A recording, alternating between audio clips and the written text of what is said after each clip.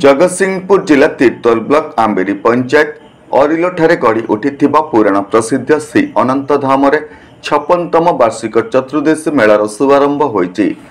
एही अवसर में बुधवार प्रातरु पद्मश्री बाबा बलिया मार्गदर्शन में श्री अनंत सुंदरंक परशुराम बेश संपन्न हेबा सह मंदिर चूड़ारे नूतन पताका लागि करा जायछि।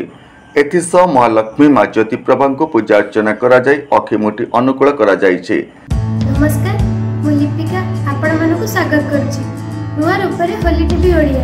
होली टीवी ओडिया सहित जोड़िया पय आपण माने लाइक करंतु, सब्सक्राइब करंतु, शेयर करंतु। राष्ट्रर शांति पई साधु संत मानक द्वारा प्रार्थना करा जायथिला। एथिसह आज ठारू वैशाख पुण्य पर्यंत प्रत्यय ए पुण्यपीठ रे नामयज्ञ, घृतयज्ञ, कथायज्ञ, साधु मेला और महोत्सव आदि अनुष्ठित हेब। प्रत्येक संध्यारे श्री अनंत सुंदरंक चलंती विग्रह, राधा मोहन और ब्रह्म गोपालंकर चंदन चाप अनुष्ठित हेब। एही मेला आसंता मे मास 12 तारिख पर्यंत चलिबो। ओडिशार प्रत्येक जिला तथा ओडिशा बाहरु लक्षाधिक भक्त मानकर समागम हेब बोली शिशु अनंत आश्रमर प्रेस सचिव डॉक्टर स्वामी चिदानंद ब्रह्मचारी प्रकाश करिसेंती।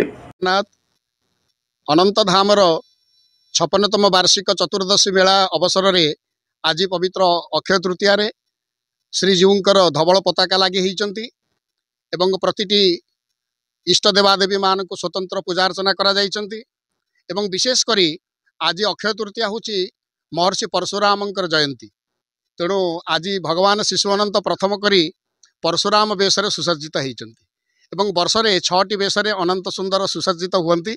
एवं आगकू नीलाद्रि महोदयाष्टमी आसब से दिन नीलमाधव बेशरे सुसज्जित हेबे एवं सीता नवमी दिन शिशु अनंत महालक्ष्मी बेशरे सुसज्जित हेबे एवं अनंत वैशाख शुक्ल चतुर्दशी से दिन नृसिंह बेशरे सुसज्जित हेबे एवं चंदन पूर्णिमा दिन दधिवामन बेशरे सुसज्जित हेबे।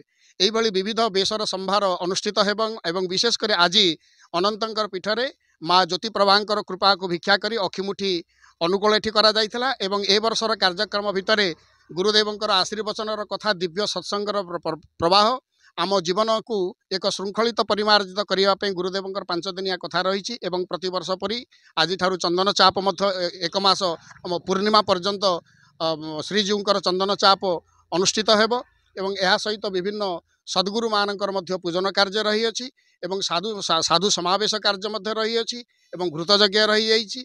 आमे जो यज्ञ मूर्ति सम्मुख में छेड़ा होइछु ये होचंदी गोरक्षनाथ सम्मुख में यज्ञ मूर्ति। ये यज्ञ विग्रह निकट में इति मध्य धुनि यज्ञ संपादित हब।